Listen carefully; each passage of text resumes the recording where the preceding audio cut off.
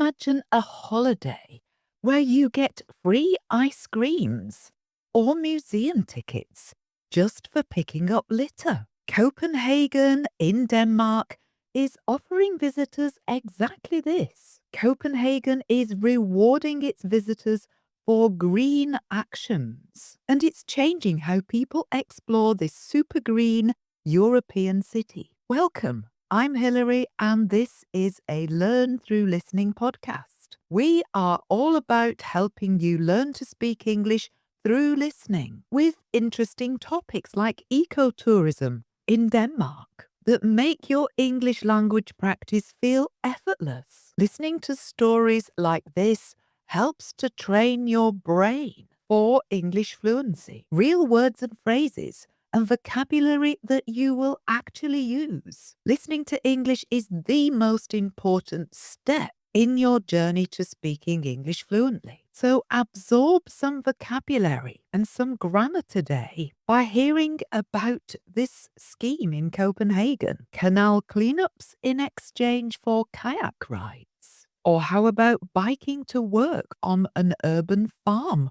for the morning? Or even cold water swimming and singing on Copenhagen's harbourfront. Sounds interesting? Let's get started. Hello, I'm Hilary and you're listening to Adept English. We will help you to speak English fluently. All you have to do is listen. So start listening now and find out how it works. Like many people, I love what is known in English as a city break. For us, this means travelling to a city, usually within Europe, for a mini holiday or break for a long weekend. But have you ever thought how your city break might be affecting the environment? Many European cities are starting to count the cost of tourism. Places like Venice or Venezia have long been overrun by tourists, especially in the summer months. And this damages the environment, damages the city. In other places like Rome or Roma, perhaps, there are just so many tourists at certain times of year. It becomes difficult to navigate around the city. There are estimated to be some 35 million visitors to Rome every year. And it felt like that when we went last October, beginning of November. We were in low season, we thought, but my goodness, Rome was busy. Goodness knows what it's like in Rome in the summer. So in view of this problem, where European cities feel overrun by tourists, that's overrun, O-V-E-R-R-U-N, meaning they have too many tourists, in other words. Some interesting ideas are starting to emerge in Copenhagen. That's the capital of Denmark, and somewhere that people go for a city break. And again, that trend of calling cities by the name that the locals, the inhabitants themselves use. So Copenhagen is København in Danish.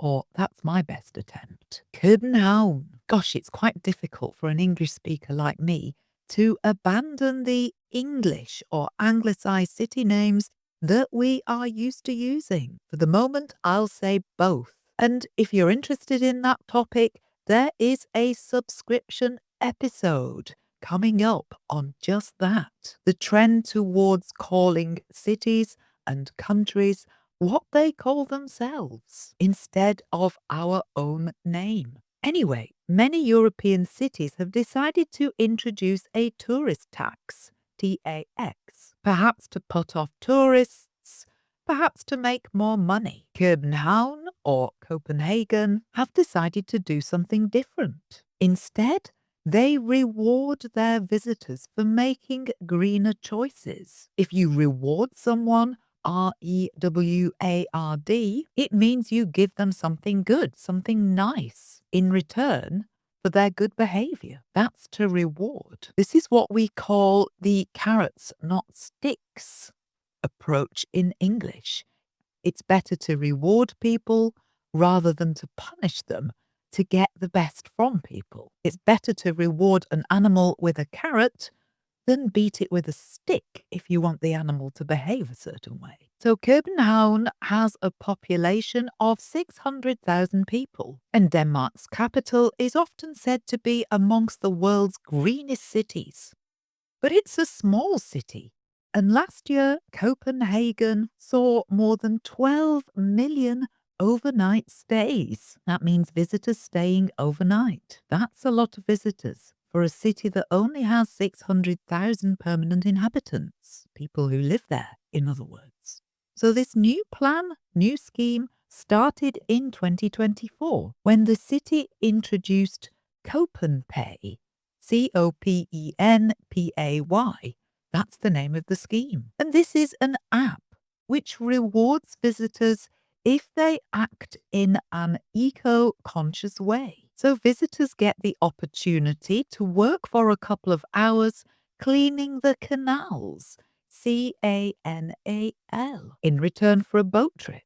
Or visitors give a couple of hours of their time in communal gardens, or they pick up litter and are rewarded with tickets. Even visitors who use the metro instead of a taxi can earn free museum tickets, ice creams, or kayak rentals, or tickets to tourist sites like Kronborg Castle. In 2024, more than 5,000 visitors to Copenhagen participated in this scheme. And in 2025, the scheme was extended to run for 9 weeks of the summer season. It also got bigger, with now over 90 attractions and even restaurants giving rewards to visitors for green behavior and green activities. It even rewards visitors who arrive by train or who rent electric vehicles while they're there. If you're enjoying this inspiring story about tourism in Copenhagen, but you're finding the English a bit difficult, why not take one of our courses to improve your listening skills? The Adept English Activate Your Listening course will build your language skills and your knowledge of frequent use vocabulary to help you understand podcasts like this one more easily. Check that out on our website, adeptenglish.com. So was the scheme more popular in 2025?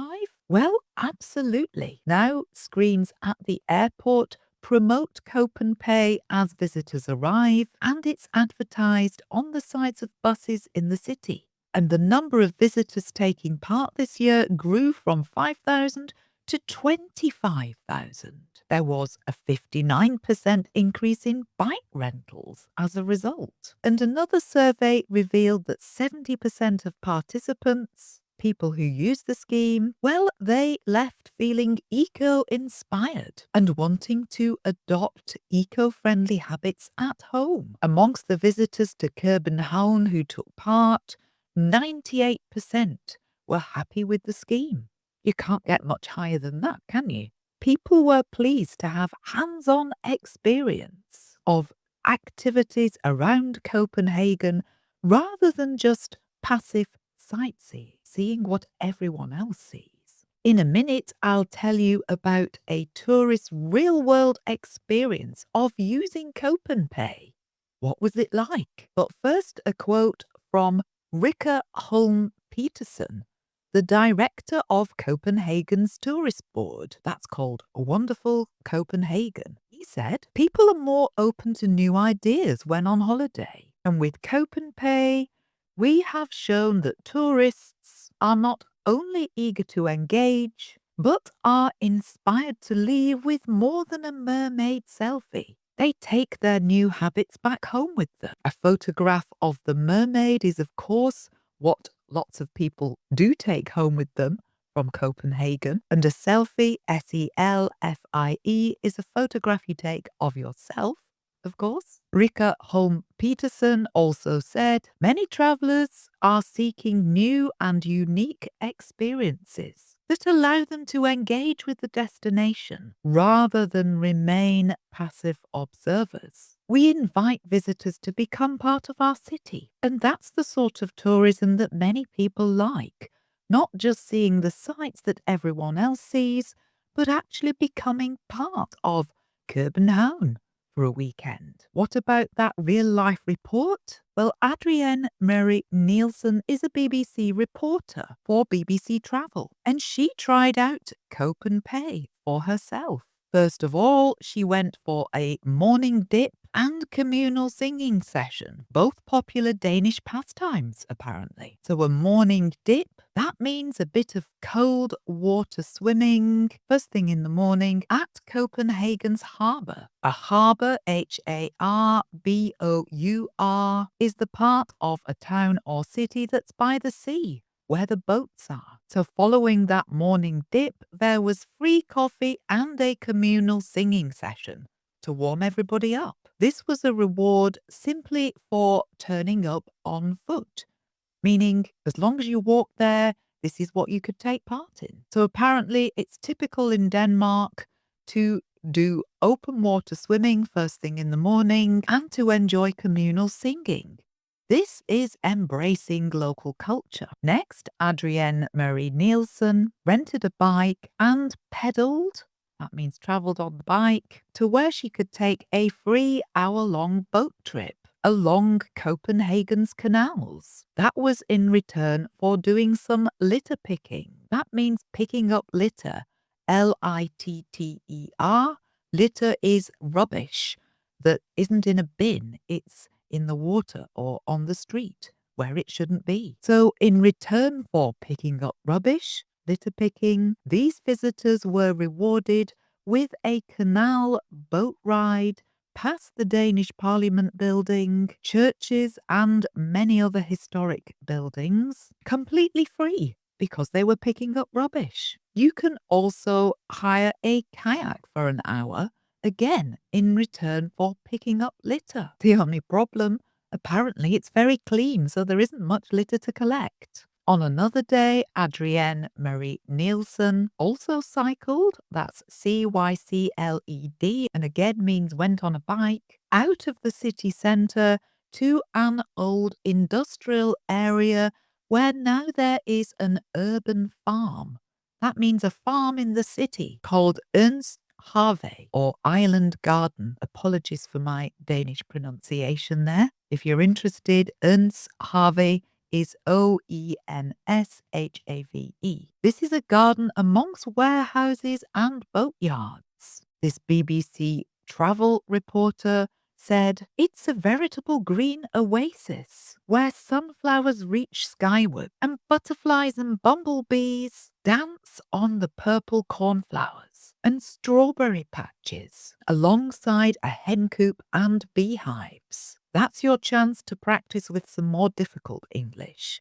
So don't be surprised if you don't understand all of that first time. Anyway, Adrienne spent a happy couple of hours deadheading flowers. That means taking off the dead flower heads so that the plants flower some more. What a lovely way to spend a morning. I'd really like that. And you, of course, see a different side of the city and get to talk to other people. What an interesting idea. Rikke Holm Peterson again. We want tourism to be a force for positive change, not an environmental burden. That's inspired. And other people think so too. There's been a lot of international interest in the CopenPay scheme. The cities of Bremen and Berlin in Germany, Helsinki in Finland, and Amsterdam in the Netherlands are interested in implementing similar schemes. That's planned for 2026. So some brilliant ideas for eco-tourism.